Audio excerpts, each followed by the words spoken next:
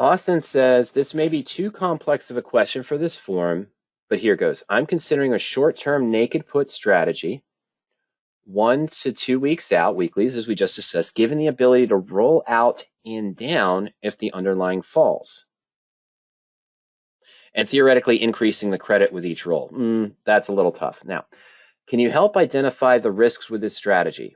I assume gap risk is significant. It depends on the types of stocks you're trading. Often more volatile stocks will have a wider potential for gaps. And of course, you're going to avoid stocks that have an earnings date between now and expiration to help avoid that as well.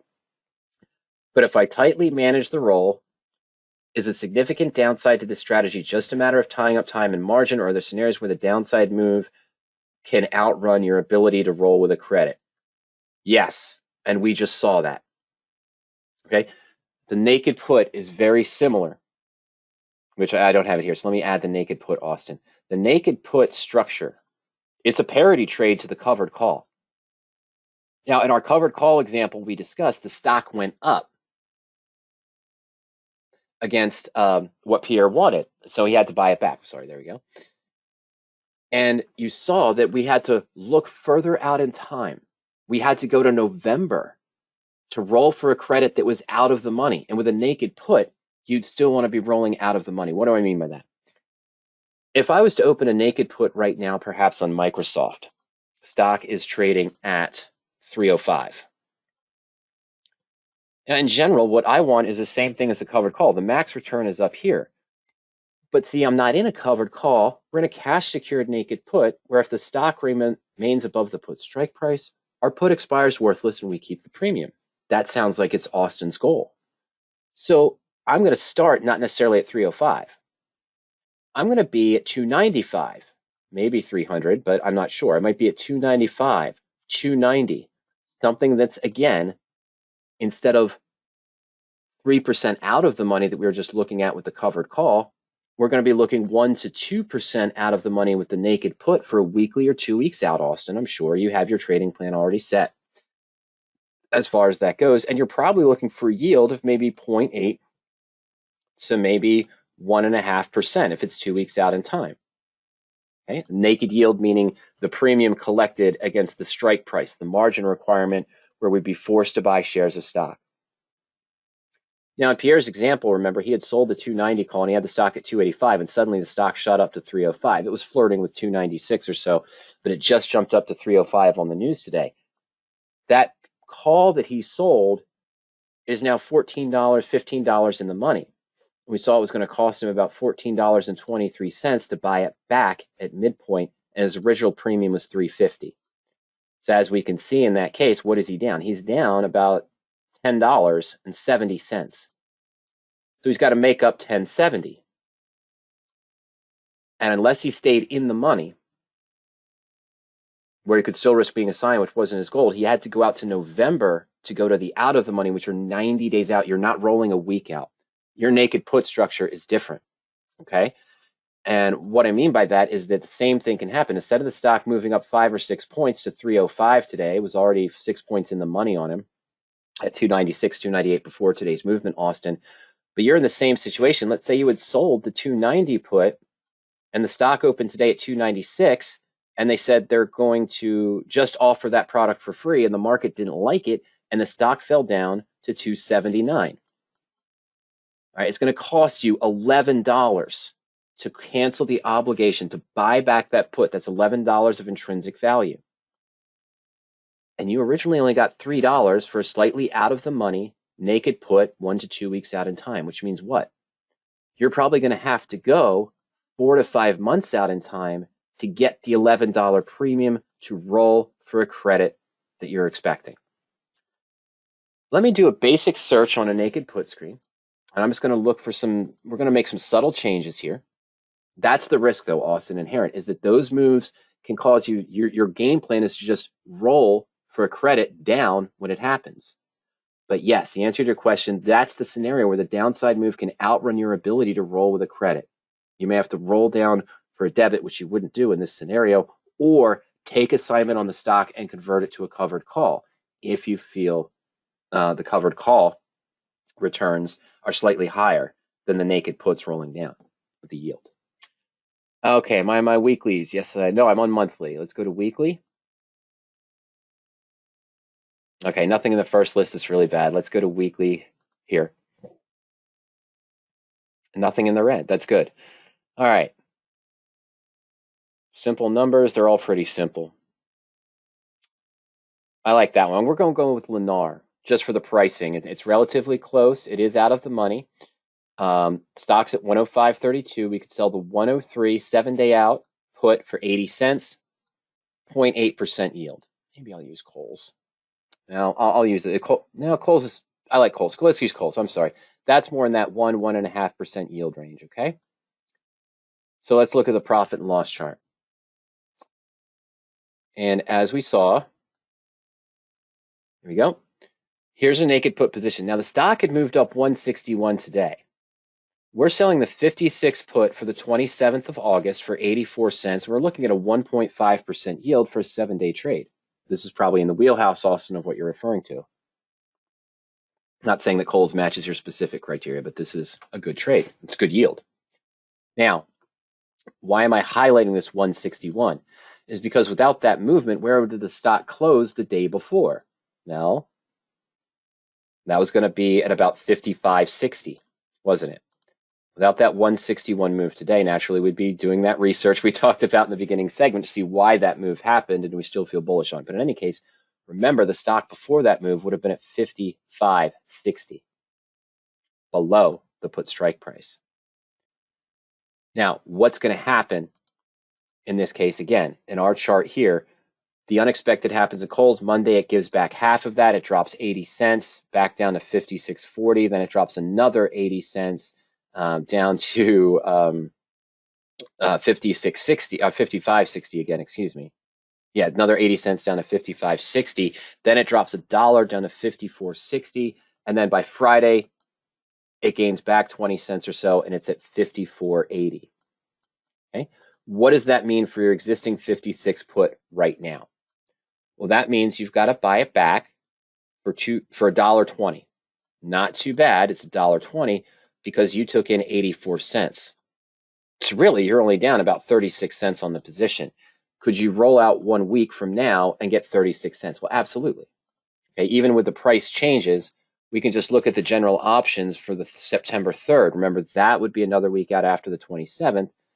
You've got a lot of put premiums here right now. So even if the stock was trading here at 54.80 or so, we could expect that 2 strikes down, this would be giving you 36 cents, 40 cents, 50 cents. You'd still be probably okay in that position. But just as we saw with that run up on Microsoft, and let me go to long put.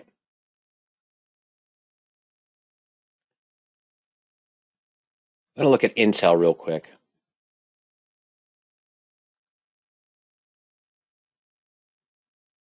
Good, good. Okay, so earlier this week, let's say that the stock was at 50. Now, let's say the stock was at 53. Okay, it's not as strong as I thought, but you can see here, if the stock's at 53.50, and we sold the 53 put, and now the stock's at 52. Might have only gotten 30 or 40 cents, but now with the stock at 52, that 53 put is going to cost me $1 to buy back. I've got to find an 80-cent put on Intel that's still out of the money and is, where am I? Yeah, long put search. I thought it was Intel. Yeah, there it is. So let me just go to the option chain in that case. Sorry, folks. Okay. Yeah, see, it's kind of tight. Right at the money is 66. That's great. 51.50 with the stock at 52 is at 47. Remember, I took in 30 cents and paid back $1. I've got to get 70 cents to buy it back because I'm buying back my 53 for about $1 right now. And we collected 30 cents or 40 cents initially. It's probably 30, 31 cents right here, 51 strike. So nothing here out of the money for this week. I've got to go 2 weeks out, trying to make up 70 cents. 51.50, that's good. But is this in my probability range?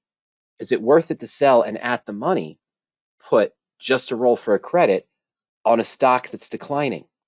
Because you could be facing this same issue in 10 to 14 days. You have to roll 2 weeks out. That's kind of tough. That's the problem. So then go out another week. Now we're getting closer, the 51 at 72. Go out. You see the problem here. Go out standard September expiration. Doesn't give the singles yet. So we might have to wait a week or two before we start seeing the single strikes here. I got some September 24, much better.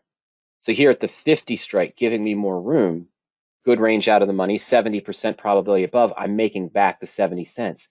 35 days out, 5 single week cycles, 2.5 2-week out cycles from your planning to roll. And this isn't even that big of a move, is it? That's the risk that runs into play. Now, another problem, Austin, that you face with this, something that we discuss in some of our webinars, I think it's under options concepts. It's an older one. And we've done it again recently. I apologize for the scrolling here. What I'm looking for is, there's manager broken position, options assignment, double-edged sword. There's one waiting to roll, but that's not the one I'm looking for. You can find it directly just on YouTube. You can go to our Power Options YouTube channel. The webinar is called Don't Roll for the Sake of Rolling. I don't think it's under option strategies. But here on Power Options YouTube channel, you can just do the quick search. I think I called it Don't Roll or Don't Roll for the Sake of Rolling.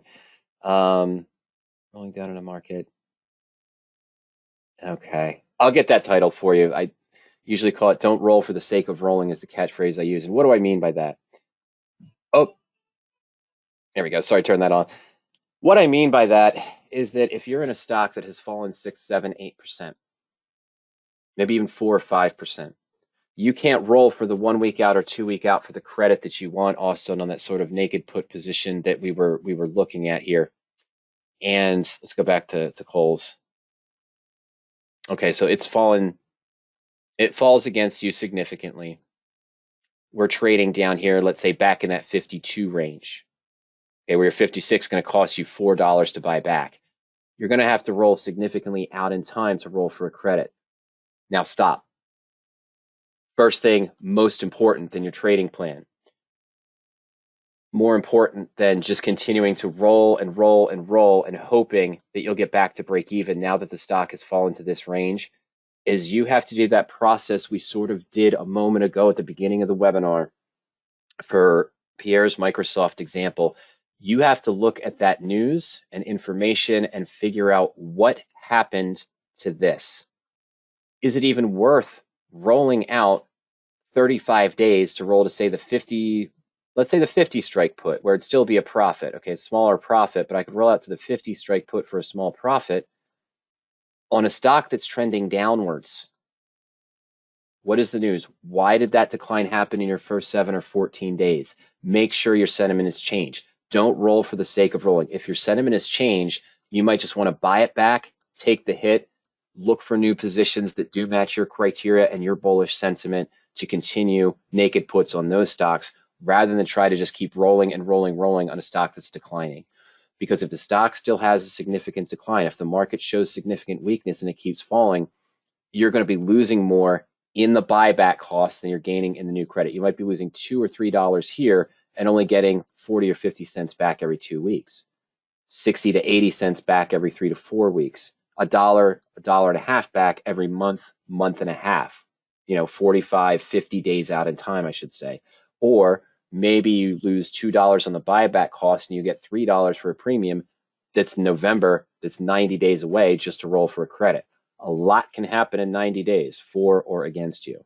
And you're going to be watching that thing as it fluctuates, as the stocks move up and down over the next 90 days. You're going to say, hey, should I buy it back now? Oh, hey, it's going up. Should I roll it up? Oh, should I buy it back now because it's falling again? Oh, should I roll it again? Should I roll it down because should I go out to December? That's a long time frame and potentially a bumpy market where you're going to hang asking yourself how to do it.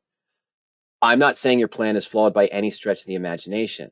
This is one of the reasons why I mentioned you'd want to look for certain criteria to avoid earnings between now and expiration. That doesn't mean every stock you find is going to be a good trade. Okay, it doesn't mean that every stock you find, just because it didn't have earnings between now and expiration, is not going to have falls. It's not going to have declines. What I'm saying is you don't want that extra chance that earnings disappoint and you see a 4, 5, or 7% drop, and then 1 week out, you're only 2%. So now you're 4 or 5% in the money. Got to buy that back, and rolling 1 week out or 2 weeks out from that point for a credit is going to be difficult unless you're right at the money. You want to give yourself a little bit more room because the stock is declining. It did disappoint. You're also going to want to look for quality stocks that have good management, maybe good positive earnings per share growth. Same things we discussed before. And of course, as I mentioned, you can use our defaults as a stepping stone. Don't look necessarily for the highest implied volatility trades. The highest implied volatility, cash secured, naked puts, covered calls, income generating strategies give you the highest premium. Yes, but they also carry the risk that there's a better chance it can fluctuate against you. It can fluctuate in the right direction, but there's a better chance of a swift move with higher volatility. If the market pulls back 3%, those higher implied volatility stocks are probably going to drop down 6, 7, maybe even 10%. Okay, that's the effect. Goes up, hey, you might see a little bit more gain. Your naked put looks better. But the higher IV, yes, give a higher return, a higher premium, but with that comes a higher risk because the fear for that particular stock and the fluctuations it could experience are going to be higher. So that's the risk that you run in that scenario. The naked put, of course, is a good approach. You just have to be able to manage it. Can you manage it, Austin, by rolling down? Oh, sorry, I went to the wrong link. Can you manage it by rolling down in the case that the stock goes against you?